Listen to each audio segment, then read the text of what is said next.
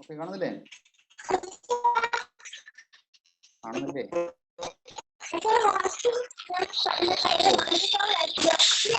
Mic off ചെയ്തോട്ടെ.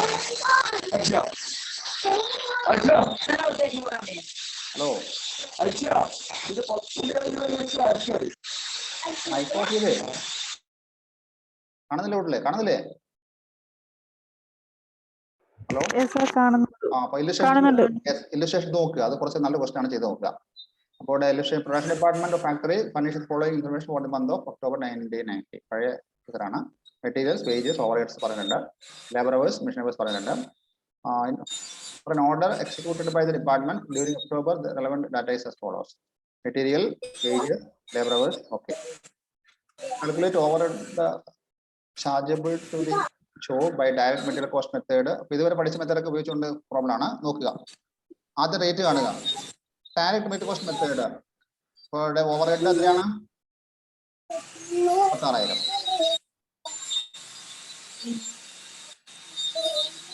അതിൽ ആവശ്യമില്ലാത്തവരെ make of ചെയ്യട്ടെ. എനിക്കൊന്നും പറയാൻ പറ്റുന്നില്ല. ഭയങ്കര എക്കോ.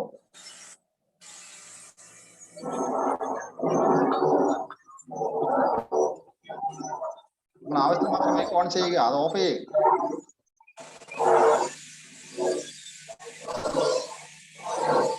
ആ മൈക്ക് ഓഫ് ചെയ്താലേ ക്ലാസ് എടുക്കാൻ പറ്റുള്ളൂ.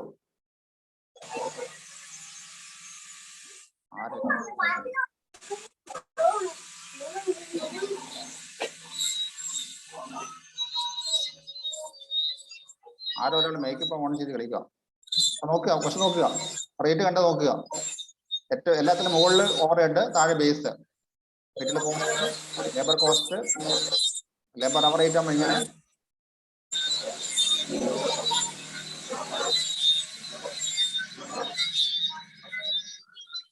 ആ ചെയ്തതിന് സംശയമുണ്ട് പറയും.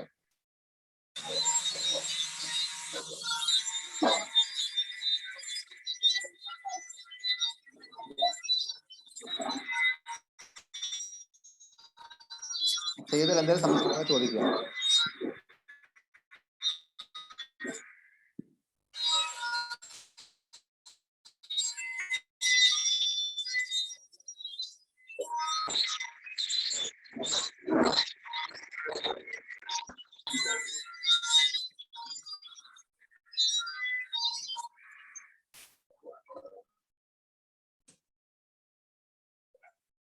Okay,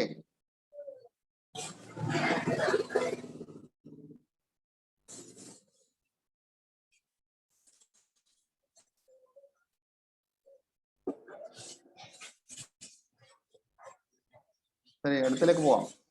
requisites have a good absorption rate method നോക്കുക. ഇതിന്റെ എസെൻഷ്യൽസ് സിമ്പിൾ ആയിരിക്കണം. To take into consideration 9 factor, to distinguish between work done by manual labor and work done by a machine, distinguish between the work done by skilled and unskilled workers. Method should not involve much clerical work. Okay, അതൊക്കെ ഓടുക. Computation of machine rate ആണ് അടുത്ത രീതി, അടുത്ത topic. Computation of machine rate. നിങ്ങൾ ആരാണ് ഇങ്ങനെ mic on ചെയ്തിട്ട് ഒച്ച ഉണ്ടാക്കുന്നത്? എനിക്കൊന്നും പറയാൻ പറ്റുന്നില്ല. അത് ഓഫ് ചെയ്യുക. ആരെങ്കിലും ഓൺ ചെയ്തിട്ട് പോയതാണോ?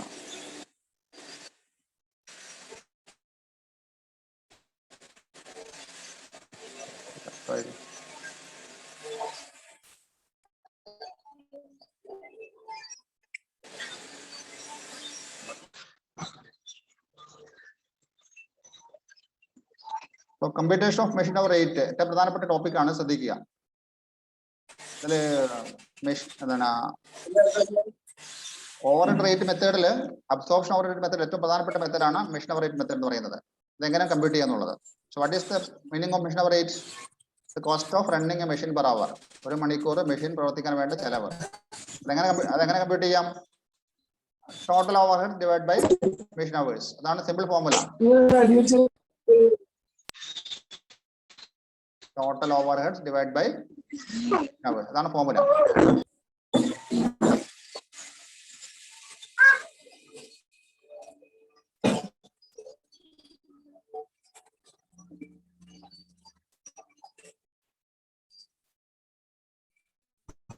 വായിച്ചു നോക്കുക.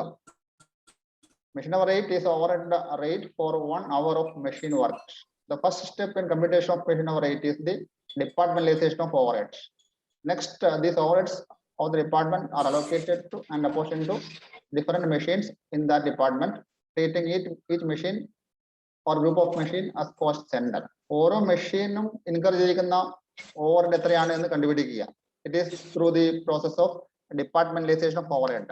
ഓരോ ഡിപ്പാർട്ട്മെന്റിന്റെ ഓവർഹെഡ് കാണുക, ആ ഡിപ്പാർട്ട്മെന്റിൽ ഉള്ള മെഷീന്റെ ഓവർഹെഡ് എത്രയാണെന്ന് ഡിസൈഡ് ചെയ്യുക. അതാണ് ആദ്യത്തെ സ്റ്റെപ്പ് എന്ന് പറയുന്നത്. Okay. Then total overheads relating to machine are divided by the effective working hours of the machine to know the machine hour rate. ഓരോ മെഷീന്റെയും ഓവർഹെഡ് എത്രയാണെന്ന് കണ്ടുപിടിക്കുക, അതിനെ effective machine hours കൊണ്ട് ഡിവൈഡ് ചെയ്യുക. You will get machine hour rate. Okay. ഇതിന്റെ കാര്യം, the time required for setting the machine and the idle time should be detected while computing effective working hours. Effective working hours are എടുക്കേണ്ടത്. അവിടെ എന്തൊക്കെ ഒഴിവാക്കണം? Idle machine hours and the time required for setting the machine. Okay.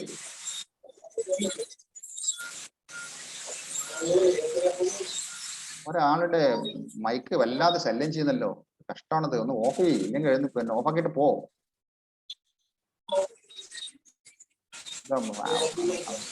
Phone on ചെയ്തിട്ട് എങ്ങോട്ട് പോയി? Camera on ചെയ്യും, mic on ചെയ്തിട്ട്. രണ്ടാം ഈ പേര് വായിച്ചു നോക്കുക. The overheads concerning a machine are divided into fixed and variable overheads. Fixed overheads, also called standing charges, are taken and divided by the machine hour rate for the period concerned to get the fixed factory hourly rate. For each variable overhead, per hour rate is directly computed. Okay. So overhead രണ്ടായിട്ട് classify ചെയ്യും relating to machine. Fixed overhead and variable overhead. Fixed overhead is also called standing charges. Standing charges. ഇതിൽ വരുന്നത് rent, lighting, salary of foreman, insurance, etc. Oh, standing charges മൊത്തമായിട്ട് എടുക്കുക. Divide this by machine hours. You will get hourly rate of standing charges. Hourly rate, sorry, standing charges ഒരു rate മാത്രമേ കിട്ടുള്ളൂ, ഒറ്റ rate. അപ്പോൾ മൊത്തം സ്റ്റാൻഡിംഗ് ചാർജ് എടുക്കുക. What is meaning of standing charge അല്ലെങ്കിൽ fixed charge? Fixed overheads relating to machine. Okay. The overhead relating to a machine are divided into two, variable and fixed. Fixed overheads, also called standing charges, are taken and divided by the machine hours for the period to get the fixed overhead rate. For each variable overhead, per hour rate is directly computed. For variable overhead ആകുമ്പോൾ ഓരോ variable ഓവർഹെഡിന്റെയും rate per hour compute ചെയ്യണം. അതാണ് വ്യത്യാസം.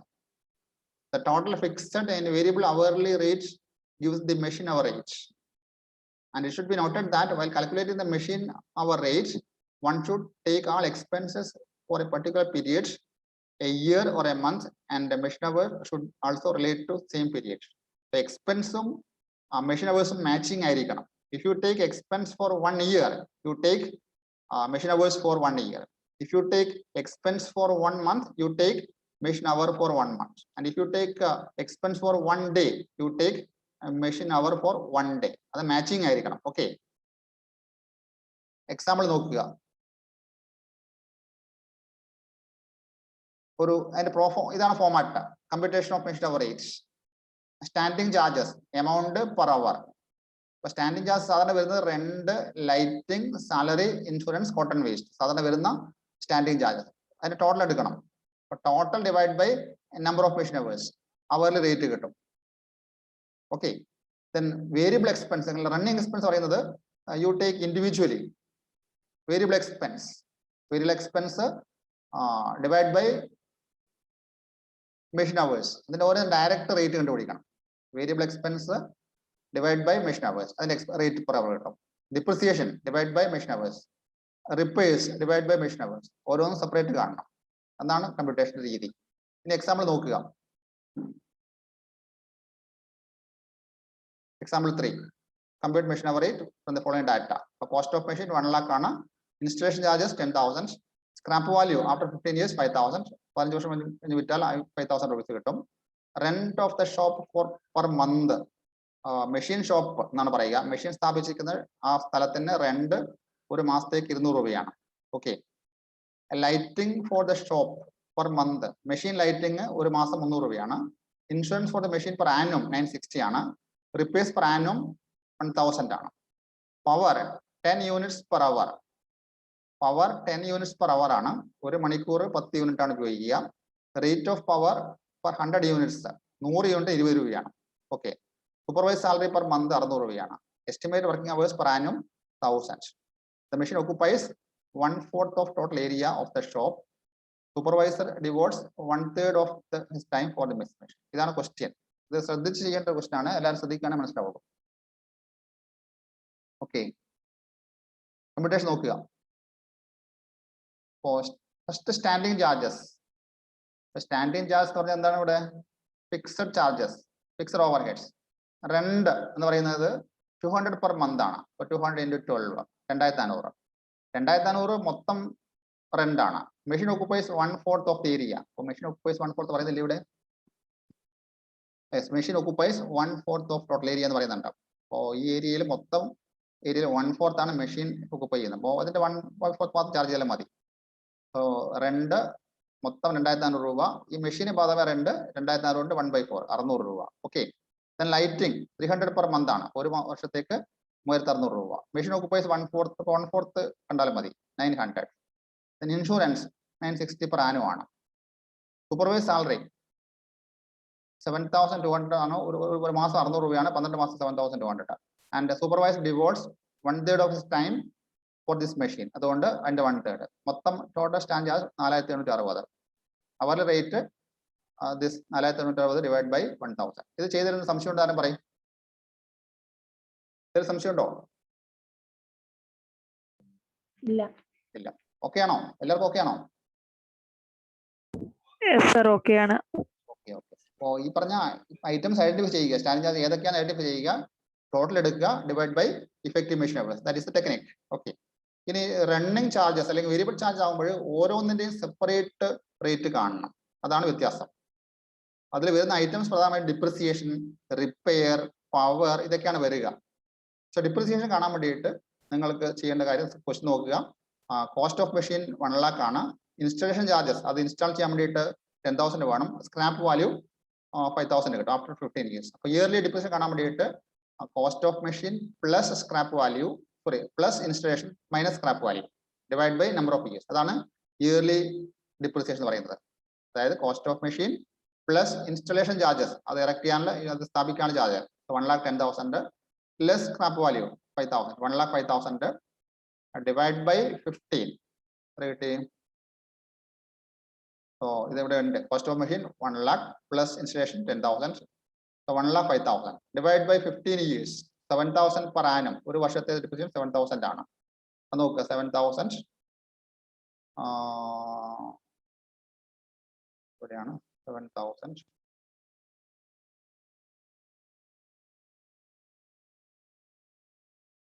7,000 divide by 1000 അല്ലേ. 7,000 divide by 1000 ₹7. Depreciation ഇവിടെ compute ചെയ്തിട്ടുണ്ട്. 7 per hour. Then next repairs. റിപ്പയേഴ്സിന്റെ എമൗണ്ട് എത്രയാണ് പറഞ്ഞിരിക്കുന്നത്?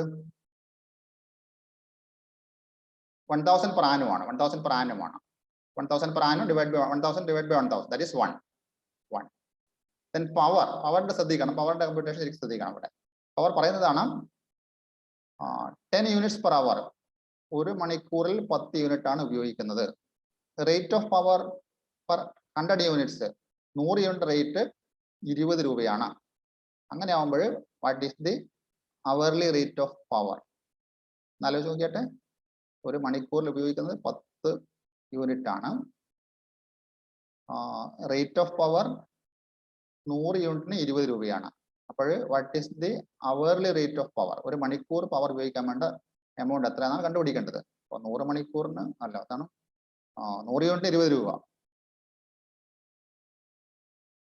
അപ്പോൾ 1 യൂണിറ്റിന് റേറ്റ് ചെയ്ത് നോക്കാം. Power for 100 units ₹20. അതുകൊണ്ട് 10 യൂണിറ്റ്സിന് വേണ്ട പവർ എത്രയാണ്? 10 into 20/100 എന്ന് പറഞ്ഞാൽ പവർ പെർ യൂണിറ്റ്, സോറി എന്താണ്, rate of power per unit 20/100, ശരിയല്ലേ? 20 രൂപ എന്ന് പറയുന്നത് 100 യൂണിറ്റ് പൈസയാണ്. ഒരു യൂണിറ്റിന് 20/100, 20 പൈസ. നമ്മൾ ഉപയോഗിക്കുന്ന ഒരു മണിക്കൂറിൽ 10 യൂണിറ്റ്. അപ്പൊ 10 into 20/100, 2 രൂപ. Machine hour rate 14.86. ഈ കമ്പ്യൂട്ടേഷൻ എന്തെങ്കിലും സംശയം ഉണ്ട് പറയും.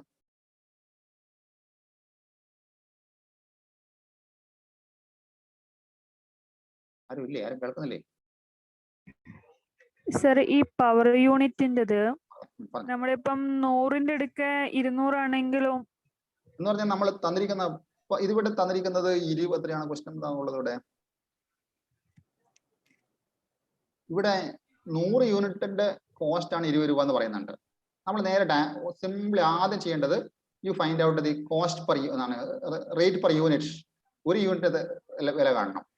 20/100, 200 ആണെങ്കിൽ 200/100. ഇവിടെ 20/100 അതാണ് ഒരു യൂണിറ്റിന്റെ പവർ കോസ്റ്റ്. ശരിയാണല്ലോ? അത് 20 പൈസ കിട്ടും. ഒരു മണിക്കൂറിൽ ഉപയോഗിക്കുന്നത് 10 യൂണിറ്റ് ആണ്. ഇൻറ്റു 10 നമ്മുടെ ഒരു മണിക്കൂറിന്റെ കോസ്റ്റ് കിട്ടി. സോ വാട്ട് എവർ ചെയ്യേണ്ടതാണ് പൈസ കോസ്റ്റ് മുകളിൽ എടുക്കുക. 20 ഡിവൈഡ് ബൈ ആ ബേസ് 100 യൂണിറ്റ് ആണെങ്കിൽ 20/100. അപ്പോ ഒരു യൂണിറ്റിന് 20 പൈസ. നമ്മൾ ഒരു മണിക്കൂർ ഉപയോഗിക്കുന്നത് 10 യൂണിറ്റ്. അപ്പൊ 10 × 20, 2 രൂപ. ഓക്കെ. കമ്പ്യൂട്ടേഷൻ സാധാരണ പവർ ആണ് ഒരു പ്രശ്നം ഉണ്ടാക്കുക. പവർ പല രീതിയിലും തരും. ക്വസ്റ്റ്യൻ ചെയ്ത് നോക്കിയിട്ട് മനസ്സിലാക്കാൻ പറ്റുള്ളൂ. ഇതെല്ലാം കൂടി ആഡ് ചെയ്യുക. അപ്പോൾ സ്റ്റാൻഡിങ് ചാർജസ് അവർലി റേറ്റ് ഒറ്റ എമൗണ്ട് ഉണ്ടാവുള്ളൂ. വേരിയബിൾ ചാർജ് ഓരോ ഐറ്റത്തിനും ഓരോ എമൗണ്ട് ഉണ്ടാവും. എല്ലാം കൂടി ആഡ് ചെയ്യുക. അതാണ് മെഷീൻ അവർ റേറ്റ് പറയുന്നത്. എക്സാമിനേഷന് യൂണിവേഴ്സിറ്റിക്ക് സാധാരണ സ്ഥിരമായിട്ട് ചോദിക്കുന്ന ഒരു ഐറ്റമാണിത്. എക്സേ ചോദിക്കുന്ന ഐറ്റമാണിത്. അത് നല്ല പ്രോബ്ലംസ് ഉണ്ടാവും നോക്കിക്കഴിഞ്ഞാൽ. ഓക്കെ. അപ്പോൾ മെഷീൻ അവർ റേറ്റ് പിന്നെ 1-2 ക്വസ്റ്റ്യൻസ് ചെയ്യാം. മറ്റ് അടുത്ത ബുക്കിലേക്ക് പോകാൻ സമയം കിട്ടും തോന്നുന്നില്ല. 1-2 ചില പ്രശ്നങ്ങളുണ്ട് ഇതിനകത്ത്. നമ്മൾ കമ്പ്യൂട്ടേഷനിൽ കോംപ്രിഹെൻസീവ് അവർ ഉണ്ട്.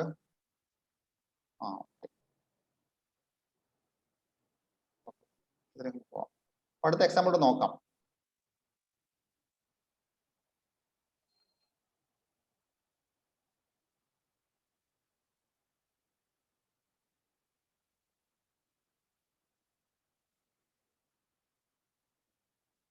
നമ്മളത് പറഞ്ഞത്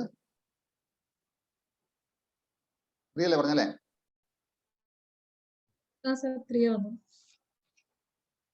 പറഞ്ഞു. അടുത്ത രജിസ്ട്രേഷൻ 4 നിങ്ങൾ വായിച്ചു. 4 വായിച്ചു നോക്കിയാട്ടെ.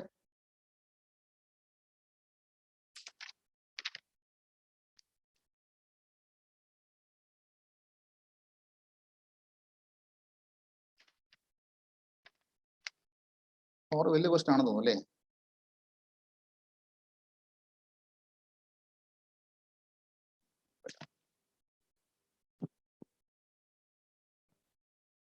ഇല്ലസ്ട്രേഷൻ 4 നോക്കുക.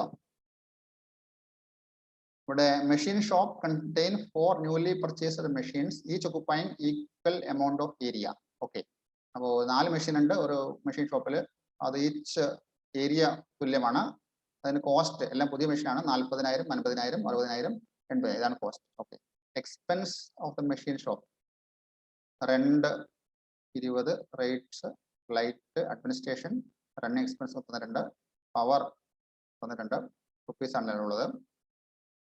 Prepare A machine hour rate for each machine assuming 45 hours in a week and 50 weeks in a year. 45 hours in a week ഒരു ആഴ്ചയിൽ 45 മണിക്കൂറാണ്. 50 വീക്സ് ആണ് ഒരു വർഷം ഉള്ളത്. 80% യൂട്ടിലൈസേഷൻ, അതിൽ ഇഫക്റ്റീവ് യൂട്ടിലൈസേഷൻ 80% ആണ്. ലൈഫ് ഓഫ് മെഷീൻ 10 years ആണ്. Okay. Without any scrap value. Okay. ഇത്രയാണ് ക്വസ്റ്റ്യൻ ഉള്ളത്. പക്ഷെ ഇതിൽ അവർ ആദ്യം കണ്ടുപിടിക്കണം. ഇയർലി അവർ നോക്കുക. 45 hours in a week, 50 weeks in a year with 80% utilisation. അങ്ങനെ കിട്ടിയത് 45 × 50 × 80/100. അപ്പോൾ ഇഫക്റ്റീവ് അവേഴ്സ് എന്ന് പറയുന്നത് 1800 അവേഴ്സ് ആണ്. ഓക്കെ, ശരിയല്ലേ? 45 hours in a week ആണ്, 50 weeks in a year work ചെയ്യുന്നത്. യൂട്ടിലൈസേഷൻ 80% ഓൺലി, അപ്പോൾ 20% ആയിട്ടില്ലെന്ന് അർത്ഥം. അപ്പോൾ 1800 ആണ് ഇയർലി അവർ. ഒരു മെഷീൻ ഒരു വർഷം വർക്ക് ചെയ്യുന്നത് 1800 മണിക്കൂറാണെന്ന് അർത്ഥം. ഓക്കെ, പിന്നെ ഡിപ്രിസിയേഷന്റെ കാര്യം പറഞ്ഞത്. അപ്പൊ ഇതിന്റെ കോസ്റ്റ് പറയുന്നുണ്ട് 40, 50, 60, 80.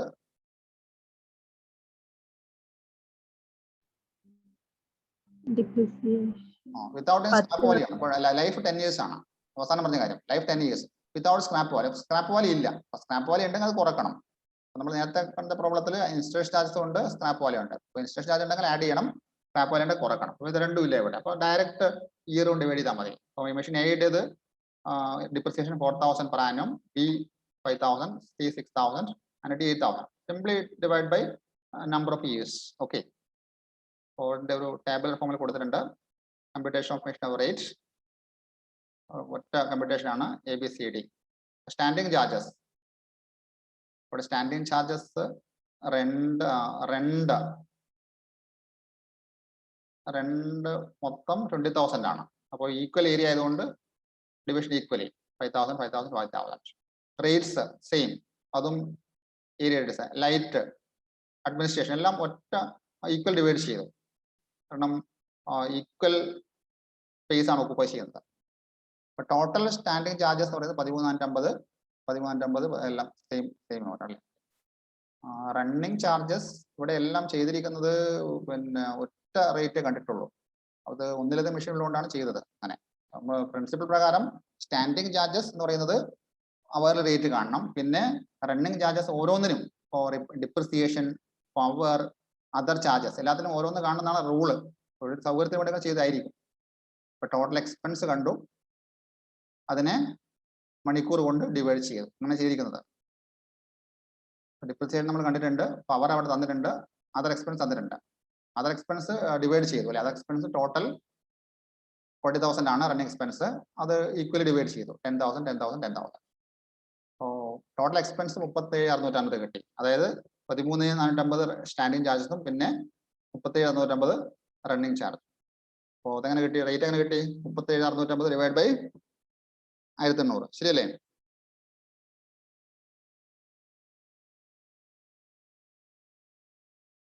മുപ്പത്തേഴ് 650 ഡിവൈഡ് ബൈ 1800 എത്ര കിട്ടി? 20 പോയിന്റ് എത്ര കിട്ടി?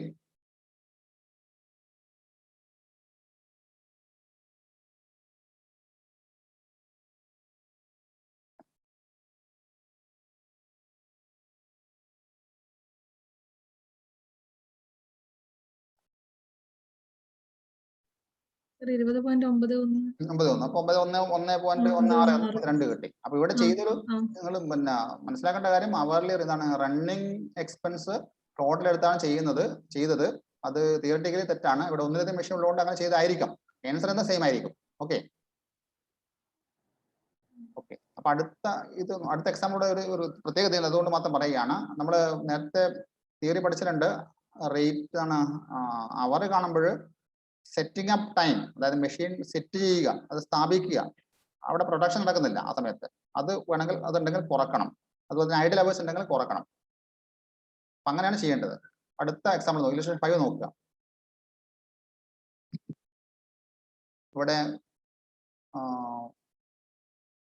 ഇവിടെ അവർലി റേറ്റ് വിത്ത് സെറ്റിംഗ് അപ്പ് ടൈം, അതാണ് എക്സാമ്പിൾ. എക്സാമ്പിളിന്റെ ഹെഡിങ് ഇതാണ്, hourly rate with setting up time. Okay. Calculate machine hour rate from the following data. Total machine hours 4,400, setting up time 400 hours. അപ്പോൾ ഈ 400 hours കുറക്കണം. Effective hours മാത്രമേ എടുക്കാൻ പാടുള്ളൂ. 4,000 hours എടുക്കണം എന്നർത്ഥം. Expense for the machine per annum, rent, lighting, repairs, supervision. Okay. 2 attendants looking after 4 machines were paid 120 per month each. Power consumed by the machine 10 units per hour at 40 per unit, 100 40 per 100 units. Power consumed by the machine 10 units per hour. ഒരു മണിക്കൂറിൽ 10 unit 40 രൂപ. 40 രൂപ 100 unit. Okay. Cost of machine 17,200, scrap value 1200, life 16,000 മണിക്കൂർ. ആ ചെയ്ത് നോക്കിയിട്ട് എന്തെങ്കിലും സംശയം ഉണ്ടെങ്കിൽ ഒന്ന് പറഞ്ഞേ, നോക്കുക.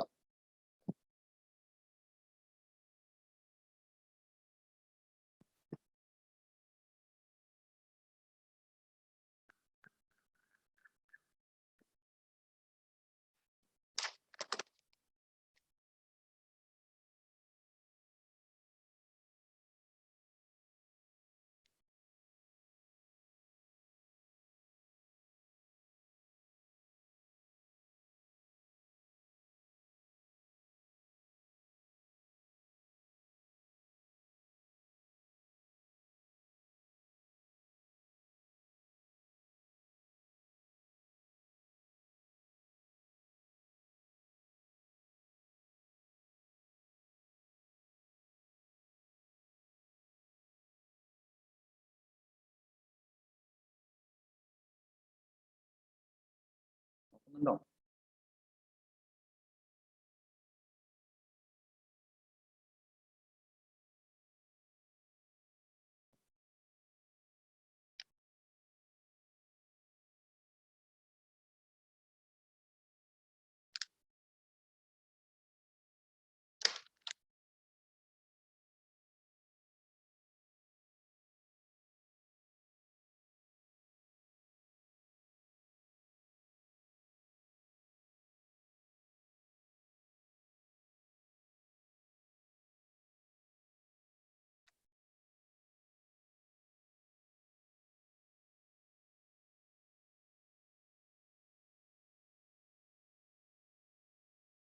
Hello hello yes sir. ഇതിലെന്തെങ്കിലും സംശയം ഉണ്ടോ? നോക്കുന്നില്ലേ? നോക്കുന്നുണ്ട് സർ. ഞാൻ പറഞ്ഞു പോവാം. റെന്റ് 12,000 തന്നിരിക്കുന്നില്ലേ? റെന്റ് ഇതൊക്കെ തന്നില്ലേ? റെന്റ് 12,000, റിപ്പേഴ്സ്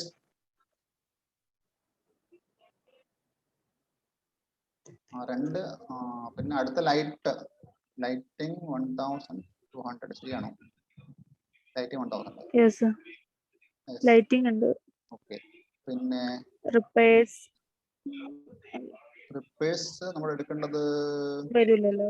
ഇല്ല, അതില് റണ്ണിങ് ചാർജ് ആണ്. പിന്നെ സൂപ്പർവിഷൻ ശ്രദ്ധിക്കേണ്ടത്, അവിടെ സൂപ്പർവിഷൻ പറയുന്നത് 2 attendants 2 പേര് looking for machines were paid 120 per month. അപ്പൊ 2 പേരുണ്ട്, 4 മെഷീൻ നോക്കുന്നുണ്ട്, 120 per month ആണ് കൊടുത്തിരിക്കുന്നത്. അപ്പൊ നമ്മൾ ഒരു മെഷീൻ മാത്രം കംപ്ലീറ്റ് ചെയ്യുന്നത് ശ്രദ്ധിക്കണം. 2 പേര് 2 attendants 120 നോക്കുക, 120 into 12 into 2 അങ്ങനെയല്ലേ അത് അല്ലേ? 2 into 120 into 12 ശരിയല്ലേ? 2,980. 4 മെഷീനാണ്. അല്ല, ഒരു മെഷീനുണ്ട്. ഇപ്പോൾ ഒരു മെഷീൻ്റെ ഇത് പ്രൊപ്പോർഷൻ 720 വരും. അപ്പോൾ 2 into 120 into 12 divide by 4 720. Okay അല്ലേ? ഓക്കെ. പിന്നെ സൺഡ്രി സപ്ലൈസ് എന്ന് പറയുന്നത് അവസാനം പറഞ്ഞല്ലേ? Sundry supplies of the machine shop 480 per month. 480 ആണ് പെർ മന്ത്. അവിടെ 4 മെഷീൻ ഉണ്ട്. അപ്പോൾ 480 into 12 into 1/4. 4 ഡിവൈഡ് ചെയ്യണം. 4 മെഷീനാണ് ഈ ചെലവ് പെർ മന്ത്. 480 into 12 into 1/4 1450 കിട്ടി. ടോട്ടൽ സ്റ്റാൻഡിംഗ് ചാർജസ് 16,560 കിട്ടി. അവിടെ ശ്രദ്ധിക്കേണ്ട കാര്യം, സെറ്റിംഗ് അപ്പ് ടൈം ഒഴിവാക്കണം. 4,400 അവർ, അതിൽ 400 ഒഴിവാക്കണം. 16,560 ഡിവൈഡ് ബൈ 4,000, അതാണ് 4.14. ഓക്കെ. ഡിപ്രിസിയേഷൻ 17,200 എന്ന് പറയുന്നത് എന്താണ്? കോസ്റ്റ് ആണ്. സ്ക്രാപ്പ് വാല്യൂ 1,200 ആണ്. ലൈഫ് ഓഫ് മെഷീൻ അവർ തന്നിട്ടുണ്ട്, അപ്പോൾ ഡയറക്റ്റ് കാണാൻ പറ്റും. 17,200 മൈനസ് 1,200 ഡിവൈഡ് ബൈ 16,000. സർ അതൊന്നും കൂടി പറഞ്ഞു തരുമോ? ഡിപ്രിസിയേഷൻ 17,200 മൈനസ് 17,200 അതിന്റെ കോസ്റ്റ്. ഓക്കെ, ക്വസ്റ്റ്യൻ നോക്കുക. സ്ക്രാപ്പ് വാല്യൂ അത് അവസാനം വിറ്റാ കിട്ടുന്നത് 1,200. സ്ക്രാപ്പ് വാല്യൂ മനസ്സിലായില്ലേ? സ്ക്രാപ്പിന്റെ മീനിങ് മനസ്സിലായില്ലേ? മെഷീൻ അവസാനം ഉപയോഗമായിട്ട് വിറ്റ് കഴിഞ്ഞാൽ കിട്ടുന്ന വിലയാണ് സ്ക്രാപ്പ് വാല്യൂ. അപ്പൊ ഇഫക്റ്റീവ് കോസ്റ്റ് എന്ന് പറഞ്ഞാൽ 17,200 മൈനസ് 1,200, 16,000 ഇഫക്റ്റീവ് കോസ്റ്റ്. അതിൽ 16,000 മണിക്കൂറാണ് അതിന്റെ ലൈഫ് എന്ന് പറയുന്നത്. ഇവിടെ ലൈഫ് നമുക്ക് അവർ തന്നിട്ടുണ്ട്, അപ്പൊ ഡയറക്റ്റ് ഡിവൈഡ് ചെയ്താൽ മതി. 16,000 ആണ് കോസ്റ്റ്, 16,000 മണിക്കൂറാണ് ലൈഫ്. അപ്പൊ 1 മണിക്കൂർ ഉപയോഗിക്കാൻ വേണ്ടിയിട്ട് 1 രൂപ കൊടുക്കണം. ഓക്കെ അല്ലേ? 16,000 ആണ് കോസ്റ്റ് എന്ന് പറയുന്നത്, ഇഫക്റ്റീവ് കോസ്റ്റ്. അതിന്റെ ലൈഫ് 16,000 മണിക്കൂറാണ്. അപ്പൊ 1 മണിക്കൂറിന് 1 രൂപ. അപ്പൊ ഡയറക്റ്റ് അവിടെ അവർലി റേറ്റ് എടുക്കാൻ പറ്റും അങ്ങനെ വരുമ്പോൾ. ഓക്കെ. റിപ്പയർ 2,400 രൂപയാണ്. Divide by 4,000. ഇവിടെ ചെയ്തെങ്ങനെയാണ് 2,400 ഡിവൈഡ് ബൈ 4,000 എന്നാണ് ഇവിടെ ഉള്ളത്. 60 റുപ്പീസ്. ശരിക്കും നോക്കിയിട്ട് 2,400 divide by 4,000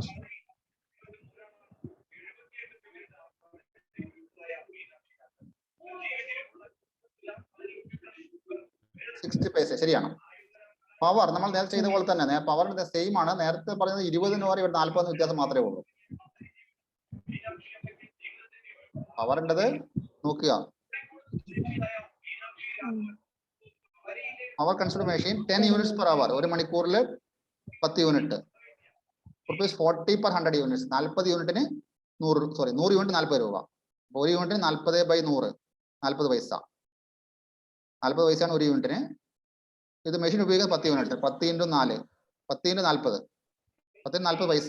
that is 4 rupees. Same type ആണത്. ഓക്കെ. അപ്പൊ അങ്ങനെയുള്ള എക്സാമ്പിൾ ഇങ്ങനെയൊക്കെ ഇതിലുള്ള ക്വസ്റ്റ്യൻ ചെയ്ത് പഠിക്കുക. അടുത്ത ക്വസ്റ്റ്യൻ തന്നെ നോക്കിയാൽ മതി. ഇനി അടുത്തൊരു കൺസെപ്റ്റ് കൂടെ പറഞ്ഞിട്ട് അവസാനിപ്പിക്കാം. Over absorption and under absorption of overhead. Theory area ആണ്, പരീക്ഷയ്ക്ക് വരാൻ ചാൻസ് ഉള്ള ക്വസ്റ്റ്യൻ ആണ് അതൊക്കെ. Over absorption and under absorption of factory overheads. ഇവിടെ ഓവർ ഹെഡ് അബ്സോർപ്ഷൻ എന്ന് പറയുമ്പോൾ charging cost units with its share of overhead. That is meaning of absorption of overhead എന്നാണ്. Charging each cost unit each production unit with its share of overhead. ഓരോ production യൂണിറ്റിനും അതിന്റെ over head വിഹിതം charge ചെയ്യുന്ന പ്രക്രിയക്കാണ് absorption പറയുന്നത്. ഇതിനു വേണ്ടിയിട്ട് നമ്മൾ four absorption of over head we may use either actual rate or estimated rate. Actual rate ആവുമ്പോൾ overhead absorbed and actual overheads incurred will be same. There is no problem of under or over absorption. Actual rate means actual overhead expenses divided by actual base into 100. അതാണ് actual rate. അവിടെ actual overhead ആണ് എടുക്കുന്നത്.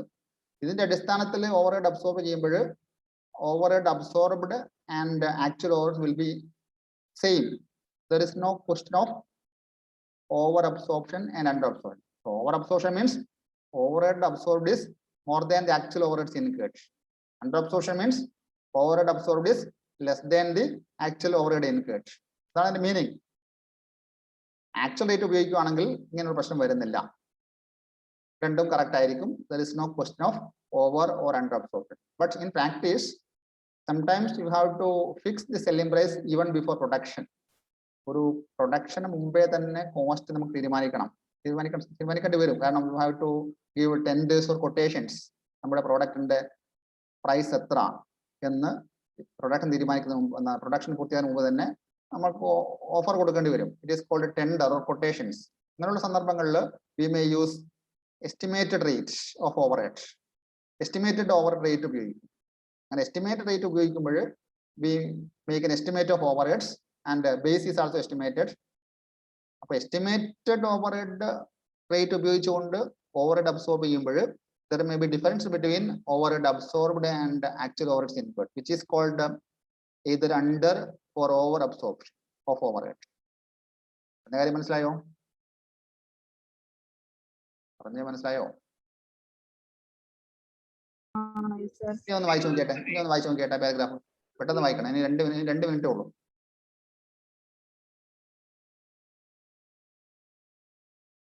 ഇത് എക്സാമിനേഷന് ഇങ്ങനെയുള്ള ചോദ്യം ചോദിക്കാറുണ്ട്. അത് വളരെ കൃത്യമായിട്ട് പറഞ്ഞിട്ടുണ്ട്. ഞാൻ ആ കാര്യം പറഞ്ഞു തരുന്നുണ്ട്. നിങ്ങൾ ഒന്നുകൂടെ വായിച്ചു നോക്കുക. അപ്പോൾ 2 മിനിറ്റ് കൊണ്ട് നമ്മുടെ സമയം തീരും. ഇനി ഈ മാസത്തെ ക്ലാസ്സുകൾ കഴിഞ്ഞു. ഇനി ഒരു ക്ലാസ് കൂടെ ബാക്കിയുണ്ട്. അത് അടുത്ത മാസം ഷെഡ്യൂൾ ചെയ്യുകയാണെങ്കിൽ അവർ അഗ്രഹം പറയുകയാണെങ്കിൽ എടുക്കാം. 4ാമത്തെ book methods of costing. Okay. അപ്പോൾ ഇന്ന് പുതിയ ആൾക്കാരുണ്ടെങ്കിൽ എനിക്ക് നമ്പർ അറിയിച്ചു തരണം. അപ്പോൾ 2 മിനിറ്റ് സമയമുണ്ട്. So ഞാൻ വായിക്കാതെ overhead absorption rate may be actual rates or predetermined rates. Actual rate is arrived at by dividing the actual overhead by the actual output or actual labor hours or actual commission hours and actual base. But the actual rates cannot be computed till the end of the accounting period. അതിന്റെ problem ഇതാണ്, actual rate compute ചെയ്യണമെങ്കിൽ accounting period അവസാനമാകണം. കാരണം actual expense അപ്പോഴേ അറിയാൻ പറ്റുള്ളൂ. നമുക്ക് അത്ര wait ചെയ്യാൻ പറ്റില്ല, കാരണം നമുക്ക് അത് മുന്നേ തന്നെ പ്രൈസ് ഓഫർ ചെയ്യണം. അതുകൊണ്ടാണ് എസ്റ്റിമേറ്റ് റേറ്റ് ഉപയോഗിക്കേണ്ടി വരുന്നത്. Okay, this causes problem in fixing the selling price for quotations and tenders. Quotations tenders അറിയാലോ, പ്രൊഡക്റ്റ് പ്രൈസ് എത്രയാണ് എന്ന് കാണിച്ചുകൊണ്ട് നമ്മൾ കൊടുക്കുന്ന ഒരു ഓഫർ, അതാണ് കൊട്ടേഷൻ ഓർ ടെൻഡേഴ്സ്. നമ്മൾ ഇത്ര വിലക്കാണ് നമ്മൾ വിൽക്കുക എന്ന് പറയുന്നത്. അത് പ്രൊഡക്ഷൻ മുന്നേ നമുക്ക് കൊടുക്കേണ്ടി വരും. അതുകൊണ്ടാണ് എസ്റ്റിമേറ്റ് റേറ്റ് ഉപയോഗിക്കേണ്ടി വരുന്നത്. Okay, to solve this difficulty predetermined overhead absorption rates are calculated by dividing the ഇനി വായിക്കാൻ സമയമില്ല, നിങ്ങൾ വായിച്ചു നോക്കുക. അതിന്റെ എക്സാമ്പിൾ കൊടുത്തിട്ടുണ്ട്, അതിന്റെ അക്കൗണ്ടിങ് പ്രൊസീജിയർ കൊടുത്തിട്ടുണ്ട്, അത് വായിച്ചു നോക്കുക. ഈ ബുക്കിൽ അടുത്ത ടോപ്പിക് അത്ര പ്രധാനമുള്ളതല്ല, ഇതുകൊണ്ട് പ്രധാനമായിട്ടും ഫാക്ടറി ഓവർഹെഡ് ആണ് പഠിക്കേണ്ടത്. അപ്പൊ അടുത്ത ബുക്ക് മെത്തേഡ്സ് ഓഫ് കോസ്റ്റിംഗ് അടുത്ത മാസം ക്ലാസ് ഉണ്ടാകേണ്ടേക്കാം. Okay, anything to ask, ചോദിക്കാനുണ്ടോ?